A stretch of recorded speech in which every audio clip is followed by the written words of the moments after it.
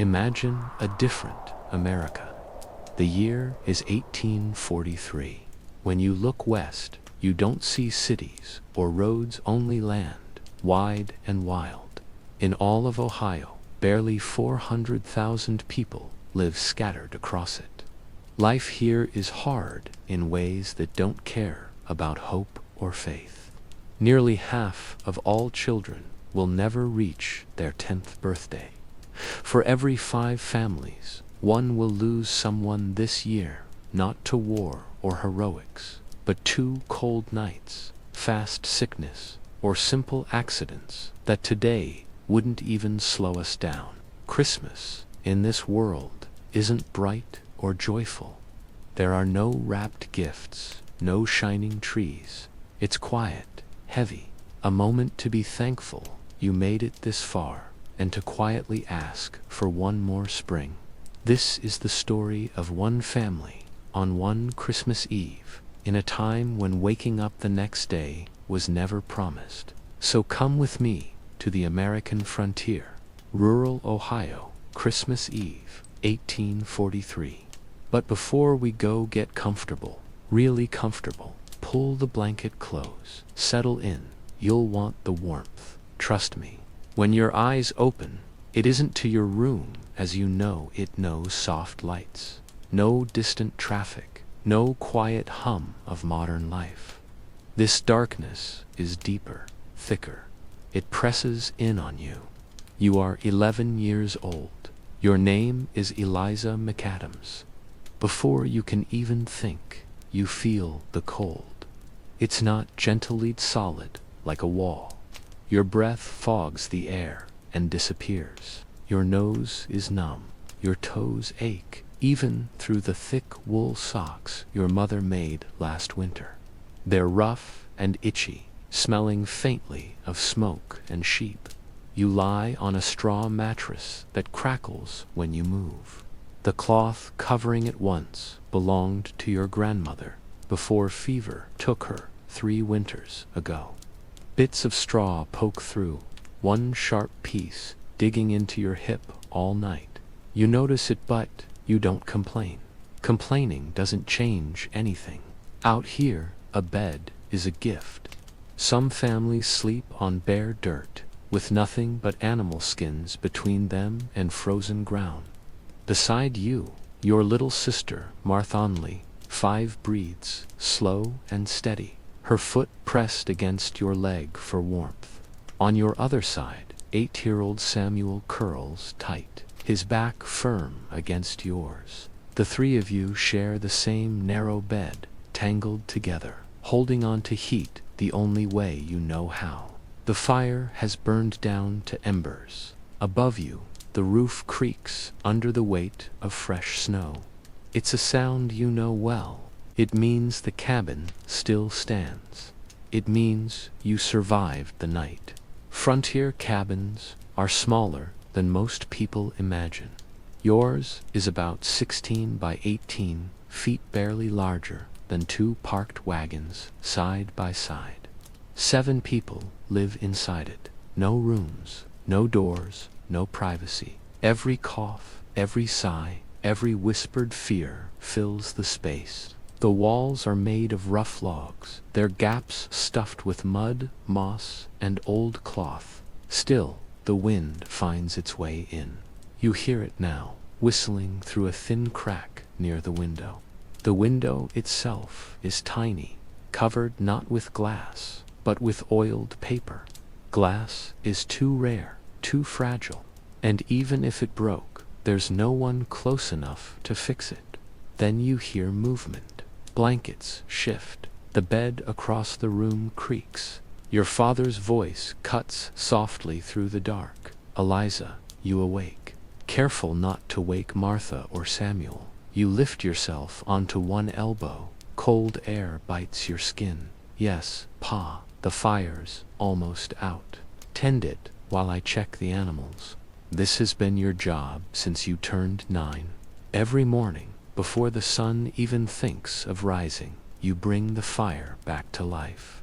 Your father taught you how slow and patient. Blow gently on the coals until they glow. Add kindling, bit by bit. Don't rush it. A fire rushed is a fire lost. You slide your legs from the bed. The cold hits again, sharp and real. Your bare feet touch the dirt floor, stiff with frost. The ground is frozen, solid. Some mornings, a thin layer of ice forms, cracking softly as you step. You reach for the gray wool shawl hanging from the bedpost and pull it tight around your shoulders. And Christmas morning has not even begun. It's threadbare in places, patched in others, a testament to your mother's tireless hands spun from the wool of your father's own sheep. On the frontier, nothing is bought if it can be made. Nothing is discarded if it can be mended. Kneeling before the hearth, where the fire has dwindled to a few barely glowing embers, buried beneath a pile of ash, you feel a faint, welcoming warmth against your face. It's a meager offering, a whisper of heat, but after the bitter cold of the cabin, it feels like basking in the gentle touch of the sun itself. You know what you need to do, and you perform each action with the practiced ease of someone who has done this 100 times. First, with the iron poker gripped firmly in your hand, you gently sweep aside the cool gray ash, revealing the precious embers glowing beneath. Then, you lean in, your breath coming in slow, steady currents, watching as the deep orange flicker brightens, pulsing to a vivid, pulsating red. A tiny ballet of sparks leaps upwards, disappearing into the dimness. You reach for the handful of dried grass and slender twigs, the kindling meticulously gathered yesterday from the quiet woods behind your cabin. The dry blades catch almost instantly, curling into fragile black tendrils before igniting in a flurry of delicate, eager flames. Now, you know, comes the real test, the delicate dance between too much and too little. Too hastily, and the fledgling fire will be choked, smothered back into darkness. Too cautiously, and it will simply gutter out, refusing to embrace the larger wood. You've watched your mother, Sarah, perform this exact task 1,000 mornings, her movements fluid and utterly confident. You, however, are still navigating the subtle art. There have been countless mornings when the hearth stubbornly refused to cooperate, forcing you back to the grueling effort of flint and steel, a task far more demanding than it sounds, truly. But today, the small flames are your allies, licking upward, growing bolder. You add a few larger twigs, then a split piece of oak, the rough grain catching the light. Soon, a proper fire roars in the hearth, crackling merrily as the sap within the wood hisses and pops, filling the cabin with its welcome warmth. A soft presence beside you, silent as a whisper, and your mother is there. You realize she's been up for a while, perhaps just tending to the others in the dim light of dawn. Her dark hair is already neatly pinned back under her cap, and she wears her familiar work dress, the brown fabric worn smooth and patched at both elbows from years of toil. A gentle squeeze on your shoulder, a soft voice murmuring, "Good girl, that's a fine fire, Sarah." She arrived from Ireland when she was barely older than you are now, a 15-year-old girl stepping onto a new continent utterly alone.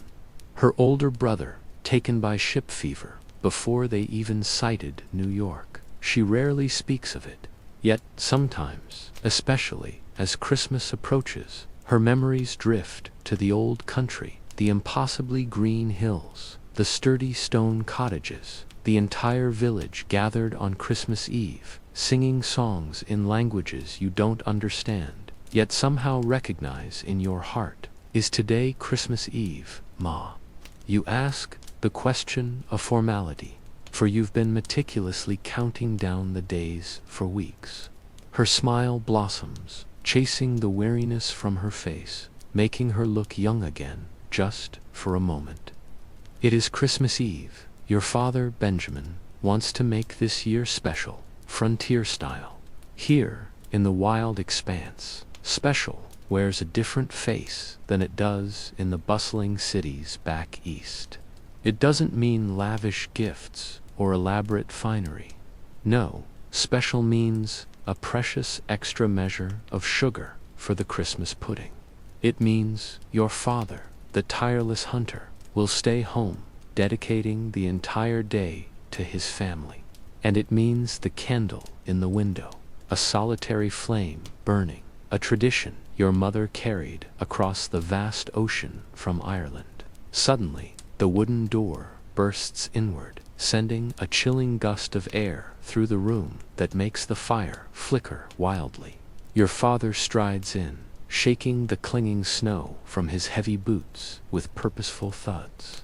Benjamin McAdams, a colossal man, his shoulders broad and strong, a testament to years spent felling trees, taming land, and wrestling the raw wilderness into something resembling a home. His thick beard is dusted with glittering ice crystals, and his cheeks are ruddy, chafed by the biting cold. "Snow's coming," he declares, his voice deep as he shoves the door shut against the insistent wind. "I can feel it. We'll need to bank the cabin before noon. Snow banking.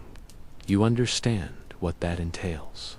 It's back-breaking labor, shoveling heavy drifts against the log walls of the cabin, an essential barrier against the relentless winter winds. Yet, there's a quiet satisfaction in the work, too. The whole family toiling together, laughter bubbling up occasionally when you sneak a snowball at Jacob while your parents aren't looking. Each shovelful, a tangible layer of defense against the brutal cold. Animals, all right. Your mother queries. Your father nods, shrugging off his heavy coat. Cows are fine. Chickens are all huddled in the corner of the coop. Pigs ornery as usual. He stamps his feet again, trying to coax feeling back into his numb toes. Saw a fresh wolf tracks down by the creek. Your stomach clenches instantly. Wolves, they've been an unnerving presence this winter, driven closer by hunger, by desperation. Just last month, the Hendersons, your closest neighbors, lost 3 sheep to a pack that descended from the hills in the dead of night. Your father has kept his rifle by the bed ever since, yet he doesn't look worried. He wears that same unwavering calm he always does when trouble looms. A man who never panics, only assesses what must be done and then does it. "I'll take the rifle when I go for wood," he states, his gaze settling on your older brother. "Jacob can come with me." Jacob, 14 years old, already nearly as tall as your father, yearns to be seen as a man, to contribute meaningfully to the arduous task of keeping the family alive. This winter, your father has gradually started to include him, taking him on hunting trips, patiently teaching him to track deer, to set snares for rabbits. Today, he'll learn to watch for wolves. The cabin is fully waking up now, shedding its morning quiet. Martha sits up in her bed, rubbing sleep from her eyes. Samuel stretches, a wide, cavernous yawn escaping him. From the corner where the simple wooden cradle rests, you hear baby William's first soft fussing. He's 2, the youngest, and always wakes hungry. Your mother moves to him, scooping him into her arms, pressing him against her shoulder. She begins to hum a soft, low melody, an Irish lullaby she has sung to each of you in turn. The tune is both familiar and utterly foreign, words in a language you don't comprehend, yet it resonates deep inside you, feeling inexplicably like home. "Eliza," your father calls, drawing your attention. "After you eat, I need you to help your mother with the cooking. We're having goose tonight." Goose, your heart leaps, a sudden bright flutter. A real goose for Christmas dinner. Your father must have been planning this for weeks, trading furs or working extra shifts for one of the wealthier families down in the settlement. On the frontier, a goose is an unthinkable luxury. Most families make do with whatever. You understand, of course, that meat is a rare treat. Sometimes, if the traps are kind, it's a rabbit for the stew pot. If luck has truly abandoned you, perhaps a scrawny squirrel. Many Christmases past, dinner was simply a bowl of corn mush, perhaps with a few shriveled carrots salvaged from the root cellar, their earthy scent still clinging to the cold, damp air. But this year, a true miracle, there will be goose. Yes, you manage to utter the word catching in your throat, a quiet exclamation against the excited flutter in your chest. Already, your mother moves with purpose towards the massive stone hearth, where a heavy iron pot, black with soot, swings gently over the nascent flames. The air, even now, carries the subtle perfume of wood smoke and damp earth. Breakfast, you know, will be the same as every other morning. Thick corn porridge, perhaps sweetened by a precious dollop of molasses, if any remains. A sliver of salt pork, its rich, savory aroma, a fleeting memory, is unlikely. You feel the familiar ache of hunger deep in your belly. Winter, with its relentless, biting cold, saps your energy far faster than the gentle summer sun. Food is a constant battle when the ground is a sheet of iron and the forest creatures are in hiding. But you have learned, haven't you? You've mastered the art of pushing that gnawing emptiness to the far corners of your mind, focusing instead on the urgent tasks that demand your attention. Today is Christmas Eve, and on this raw edge of civilization, it's not about glittering tinsel or bountiful feasts. Christmas Eve here is a stark testament to survival. It means painstakingly ensuring the fire never dwindles to embers. It means carefully checking on the penned animals, listening for the sinister whisper of wolves in the frosty air. It means pouring every effort into preparing the finest meal your family can possibly manage, and, above all, offering profound thanks for another year of simply being alive.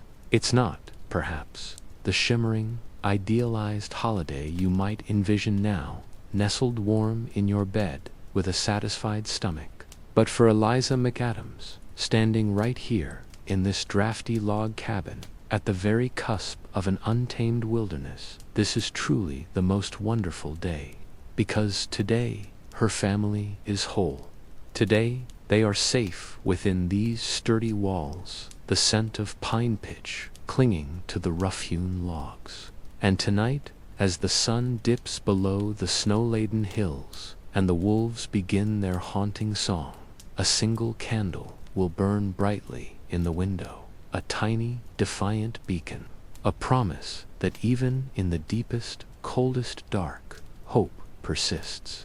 Now, the faintest wash of sunrise filters through the oiled paper panes, a weak, pale light struggling to pierce the gloom. The cabin slowly awakens, filling with the familiar cacophony of morning. You hear Martha's sweet voice, asking if she can assist with breakfast. Samuel is already embroiled in some playful squabble with Jacob, their low murmurs blending with the soft cooing of baby William, who babbles happily in your mother's cradling arms. Your father, a formidable figure, even in the dim light, shrugs into his heavy coat, its beaver fur lining rustling softly pelts he meticulously trapped and cured himself. He grasps his rifle, its cold metal glinting, and checks the powder and shot with practiced ease. "Jacob," he calls, his voice a steady rumble. "Time to go." Your brother materializes instantly, already bundled against the biting chill, his young face alight with eagerness. He carries that particular look, doesn't he? The one that speaks of adventure, of being utterly ready for whatever the vast, silent wilderness might throw at him. Your father presses a well-worn axe into Jacob's mittened hand, then nods pointedly towards the solid oak door. But before they step out into the vast, biting cold, your father pauses. His gaze sweeps back to your mother, who stands by the fire, baby William nestled safely against her. A silent conversation, a deep current of understanding, passes between them, something you're too young to fully grasp, but you feel its weight in the air. Then, a slight smile touches his lips, and he tips his fur cap. "We'll be back by noon," he states firmly. "Keep that fire burning, Eliza." The door groans open. A raw, piercing blast of icy air invades the cabin, carrying with it the crisp scent of pine and snow. And then they are gone. Two figures, swallowed by the immense white expanse, by the profound silence, by the endless, unforgiving frontier. You find yourself drawn to the window, peering out until the last faint outline of them dissolves into the swirling snow. Your breath fogs the oiled paper, blurring the already indistinct landscape. Behind you, the fire begins to snap and pop with renewed vigor, sending dancing golden shadows across the rough-hewn log walls. Christmas Eve on the frontier has truly begun.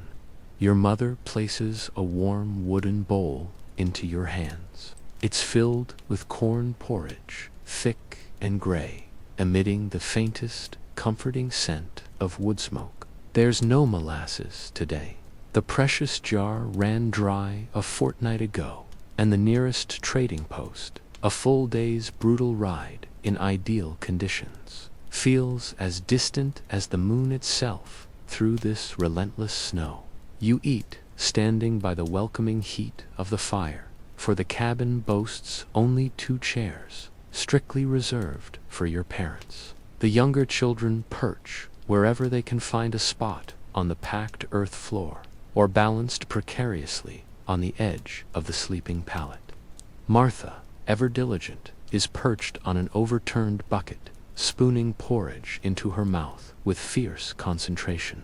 Samuel, predictably, has already scraped his bowl clean, and is already pleading for more, even though he knows, deep down, that there is none.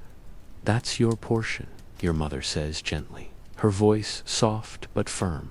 "We need to save the rest for supper." Samuel's eager face falls, but he doesn't argue. You've all learned not to.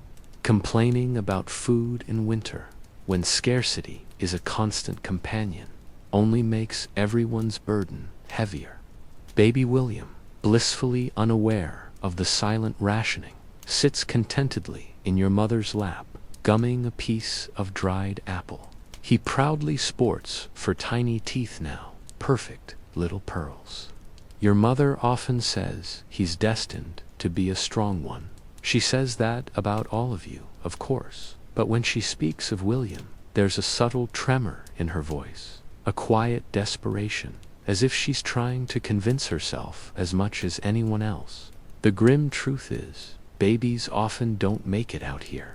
It's an unspoken knowledge, a heavy secret everyone carries. You remember the Henderson baby, taken last spring by a fever that raged so swiftly, there was no time even to fetch the nearest doctor. The Wilsons lost twins the winter before that.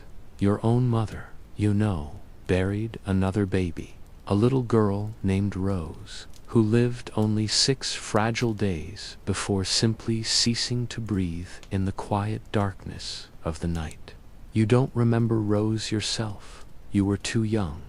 But sometimes you catch your mother's gaze resting on the small, unadorned wooden cross your father carved, perched solemnly on the mantelpiece beside the treasured family Bible, and you understand, with a pang, that she is thinking of the daughter she laid to rest in the unforgiving, frozen ground. in a grave so tiny it barely disturbed the winter's blanket of snow.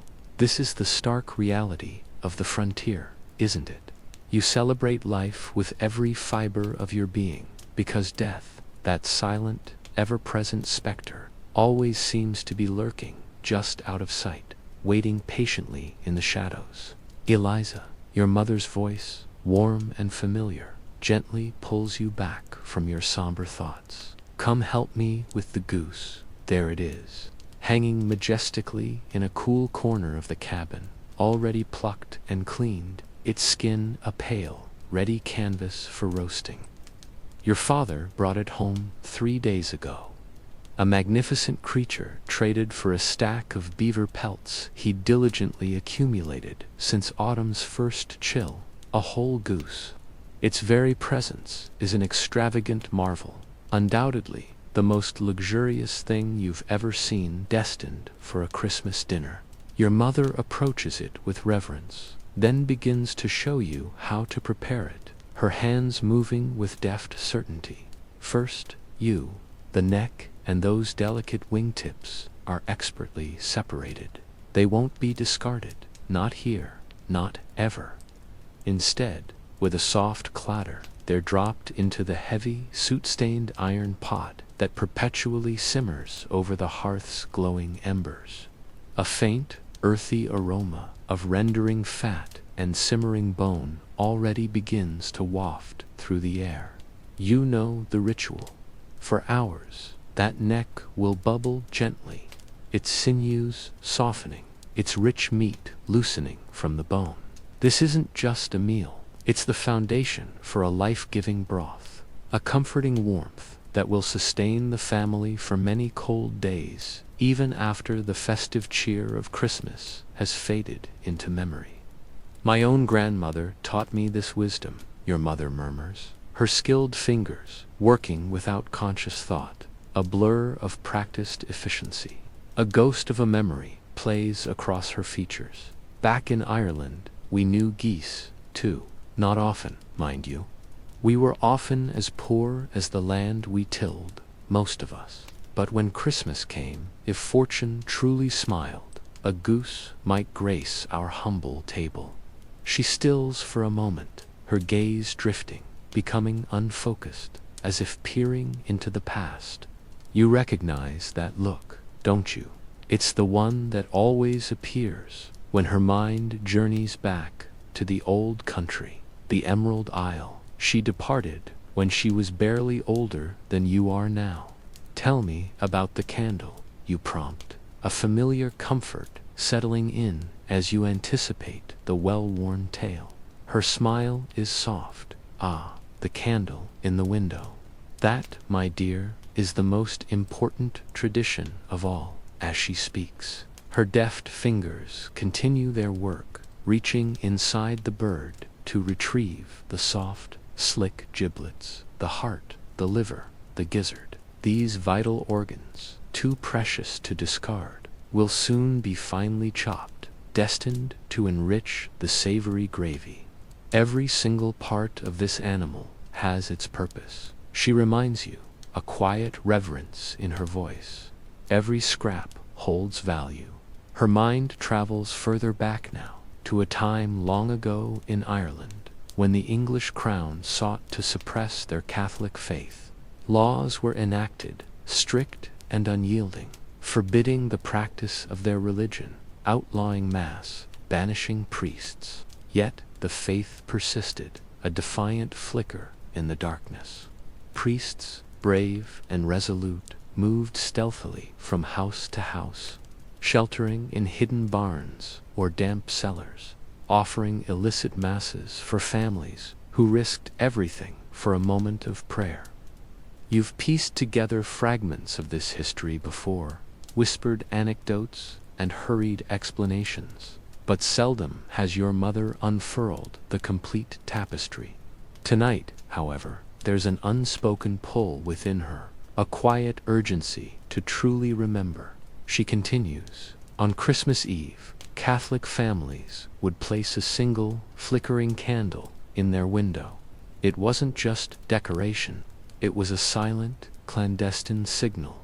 It meant the priest is welcome here. It promised shelter, a warm meal, and temporary safety from persecution, if only for that one sacred night. The English, she explains, with a soft, knowing chuckle, believed it was merely a quaint gesture, a silly superstition, to welcome Mary and Joseph, as in the ancient biblical tale.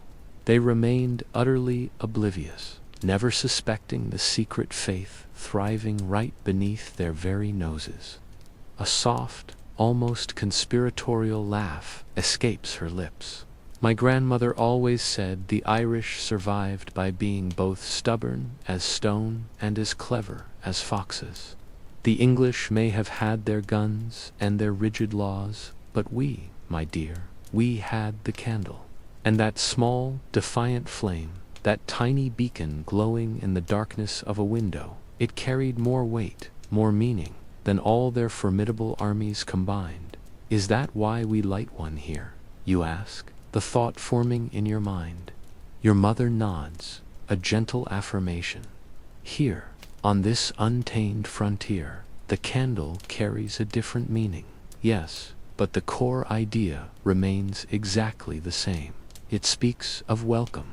It's a silent promise that within these walls there is shelter for anyone in need, a place to find warmth and respite. On Christmas Eve, when the biting wind whips the snow into a frenzy and the lonesome howl of wolves echoes through the frigid darkness, when a weary traveler might be utterly lost, that small candle becomes that powerful promise, she explains, her voice soft but firm, so slow, but so farm, so par, it's so come but plon within of so I was a billy of so win. In a go cuckooka up will up took you to a deal. I took what I up is to who that will you to pip you like up my dude, but with a fast. Out we've to I before you are half if it will be this it whispers. Come in, get warm, you are safe now. She reaches out, her hand, smelling faintly of rich goose fat and the comforting scent of wood smoke, gently tucking a stray curl of hair behind your ear. Your father, he thinks I'm just being sentimental, she confides with a wry smile. He says no one would be foolish enough to wander in a blizzard on Christmas Eve, but I light it anyway, because you never truly know, and because it connects us to something far greater, to all those people, through all those years, all those tiny, defiant flames burning in countless windows, across an ocean and through the mists of time. We are now a part of that enduring light. Outside, a low moan begins to rise, the wind now truly picking up its pace. You hear it distinctly, a nervous rattle against the oiled paper of the window, a thin, icy whistle threading through the minuscule gaps between the cabin's rough-hewn logs. The storm your father had foretold is clearly on its way, bringing with it a chilling certainty. A knot tightens in your stomach. You desperately hope he and Jacob are already making their way back. Ma. Martha's small voice cuts through the cabin's quiet hum from across the room, delicate as a bird's chirp. Is Pa going to be okay? Your mother's reply is instantaneous, unwavering. Of course he is. Your father knows these woods better than anyone. He's likely already laden with enough firewood to see us through New Year's. But your gaze catches the fleeting, almost imperceptible glance she throws toward the door, the subtle tightening in her shoulders. Frontier mothers become masters at concealing their fears, but frontier daughters, you know, become masters at seeing right through them. Meanwhile, perhaps a mile or so from the warm glow of your cabin, your father stands at the frosty edge of a small clearing.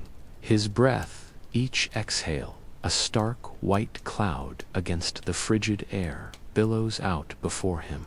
Jacob is close by, the heavy axe resting casually against his shoulder. See there, your father says, his voice low, pointing to a patch of disturbed snow. A subtle disruption in the pristine white blanket. That's their passage. 3 of them, perhaps even 4, making their way east, likely toward Miller's farm. Jacob drops into a crouch, his eyes scanning the imprints with the acute perception his father has so diligently taught him. Wolf prints, unmistakably, and large ones at that. The surrounding snow is packed hard, scuffed, as if the pack paused here for a stretch before continuing their relentless journey.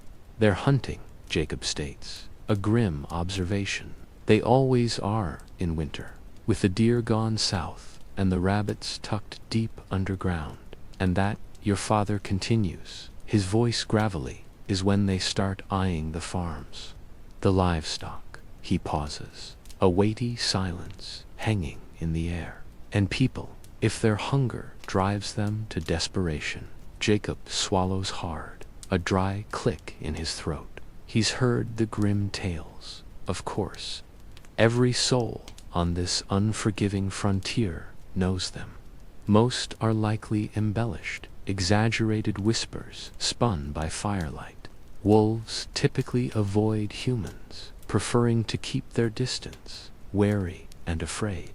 But when winter truly bares its teeth, when starvation twists their guts and makes them dangerously bold, then anything can happen. We should tell the Hendersons, Jacob suggests, his voice tight. Warn them. Your father gives a brisk, approving nod. Good thinking. We'll swing by their place on our way back. For now, let's get this wood cut and loaded. I genuinely do not like the look of that sky. Above them, the sky looms, a heavy, oppressive expanse, the dull, leaden color of old pewter, pregnant with the weight of snow yet to descend. The vast forest stands in eerie silence, every bare branch of the ancient trees bowed low, sheathed in a crystalline, suffocating layer of ice. An almost palpable stillness grips the air, a chilling quietude, as if the entire world is holding its collective breath, poised on the precipice of something immense. Your father surveys the scene, his gaze keen and practiced, before settling on a gnarled, dead oak. It stands starkly at the clearing's edge, a skeletal sentinel that has been there since the warmth of last summer. He knows it well. Deadwood, with its dry, brittle heart, will burn far better than green, offering a hotter, cleaner flame with significantly less smoke. A practical choice for a looming, brutal night. To burn green wood, that's a choice made only in true desperation or by utter fools. And Benjamin McAdams is neither. He places a smaller, well-worn axe into Jacob's eager hands, then positions him squarely on the opposite side of the formidable trunk. We'll do this together, he murmurs, his voice a low rumble in the frigid air. You swing, then I swing. Keep the rhythm. Watch your feet, son. The first strike is a clean, powerful blow from your father, sending thick, white chips of frozen wood showering into the brittle undergrowth. The sharp asterisk thwack, asterisk explodes through the hushed, winter-bound forest, echoing back to them, loud and stark, against the profound silence. Then Jacob's axe flashes, driven by youthful strength, followed by your father's again, a steady, rhythmic cadence. Soon, the sounds blend into an almost hypnotic melody, a primal drumbeat against the cold. Asterisk, thwack, thwack, thwack, asterisk. It's grueling work, the kind that ignites a deep core warmth from within, chasing away the biting cold that claws at your unprotected fingers and toes. Jacob's young arms are screaming, a fiery protest, after only a few minutes, but he pushes through the pain. He won't falter, not under his father's steady gaze, not when he's finally being entrusted with a man's labor. Back inside the snug cabin, the air thick with the promise of warmth and food, you're helping your mother render the rich goose fat. It sounds a bit unappetizing at first, perhaps even a little greasy, but watching the process unfold is surprisingly captivating. You carefully drop the lumpy, opaque chunks of fat into a heavy iron pot, setting it over the lazy, low flame. Slowly, almost magically, they begin to shimmer and melt, transforming into a clear, golden liquid that gleams in the firelight. This precious fat will be poured into a waiting jar, preserved for the long winter ahead, infusing every dish from simple corn cakes to hearty bean stew, to any wild game your father manages to bring home with its rich, savory essence. In the old days, your mother often remarks, her hands busy, goose fat was more valuable than coin. Women would trade it like currency, you see. A good jar could buy you a length of fine cloth, or perhaps a bag of much-needed salt. She never let a single drop go to waste, instilling in you a deep respect for every resource. Now, she begins tearing handfuls of stale bread, hardened over the past week, for the stuffing. Nothing is ever truly discarded here. The old bread finds new purpose. The giblets are destined for a savory gravy, and the bones will simmer for hours, softening until they're a safe, nourishing treat for the dog. Even the broth from those bones, rich with goodness, will be carefully saved. It's more than just thrifty housekeeping. It's a profound philosophy of life, truly. You may not yet possess the words to articulate it, but you grasp its essence instinctively. Every single thing holds value. Everything can be utilized. Waste, you learn, is not just frowned upon. It's a genuine transgression. Not because the preacher says so, though he often echoes the sentiment, but because squandering resources could quite literally mean the stark difference between surviving the bitter winter and failing to see spring. Martha, meanwhile, has been given the crucial task of supervising baby William, which largely translates to preventing his curious crawls towards the inviting, flickering flames of the hearth. She approaches her responsibility with a delightful seriousness, meticulously constructing a sturdy fortress of blankets and pillows, a soft, padded barrier to keep him contained. William, however, views this elaborate construction as the most wonderful game ever invented, constantly gurgling with delight as he attempts, with surprising determination, to breach its walls. Samuel, ostensibly assigned to various chores, finds his attention repeatedly drawn to the window, his gaze anxiously scanning the vast white expanse for the returning figures of your father and Jacob. You understand his unease completely. There's a deeply unsettling feeling when the family unit is fragmented, even for just a few hours. The frontier, after all, teaches you the vital importance of sticking together. There's always safety in numbers. That's the bedrock truth of it. Stop hovering, Samuel, your mother gently chides, her tone kind, despite the mild exasperation. They'll be back soon enough. Now, go fill the water bucket. Samuel lets out a dramatic groan. Filling the water bucket means venturing outside to the well, a mere 50 feet from the cabin door. 50 feet doesn't sound like much on a fair day, but in this bone-chilling weather, under a sky that feels ready to collapse, it might as well be a mile. The raw, cutting cold slams into you like a physical blow the instant you step across the threshold.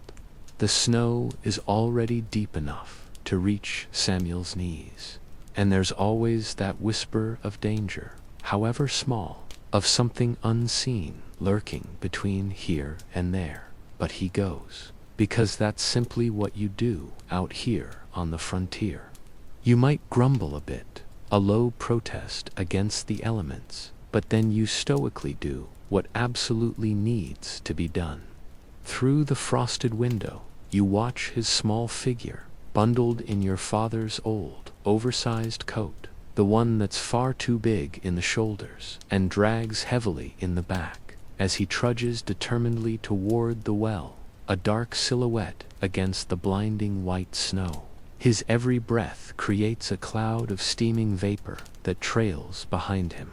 For a fleeting moment, just a second, you feel a tightening, a strange twist in your chest. Is it love, or is it fear? On the frontier, sometimes, those two emotions blur, becoming indistinguishable. You love your family so fiercely it scares you, precisely because you know how easily they could be lost. Now, your mother hums softly to herself. It's that familiar Irish melody again, the one without discernible words, or at least none you can quite catch or understand. The fire crackles merrily, a small hearth of comfort. Outside, the wind begins its mournful, rising howl, while inside, baby William's infectious laughter bubbles up at some playful antic Martha is performing with the blankets. And somewhere, far out in the immense quiet of the woods, the rhythmic asterisk, thwack, asterisk of an axe falls, over and over, as your father and brother labor tirelessly. Their efforts, the very heartbeat that will keep your family warm through another long winter night. This, you realize, is Christmas Eve on the frontier. There are no shimmering decorations, save for the simple ones you might fashion yourselves from bits of nature. No carefully wrapped presents, only those carved by patient hands during the long, dark evenings. No grand tree, perhaps just a fragrant pine branch stuck upright in a bucket of sand, adorned with whatever precious scraps of ribbon and string your mother has meticulously saved throughout the year. But tonight, a single candle will glow in the window, its tiny flame a defiant beacon against the encroaching darkness, a promise quietly kept, carried across an ocean and through generations of hopeful dreams. And maybe, just maybe, that's truly enough. Perhaps, in its profound simplicity, that's everything. The first snowflakes begin their descent then, hesitant at first, drifting lazily on the unseen currents of the wind, like countless tiny feathers released from some colossal pillow high in the sky. You press closer to the window, watching them. Each crystalline flake catches the somber gray light of the afternoon for a brief, sparkling instant before vanishing into the soft, white blanket already covering the frozen ground. But you know what's coming.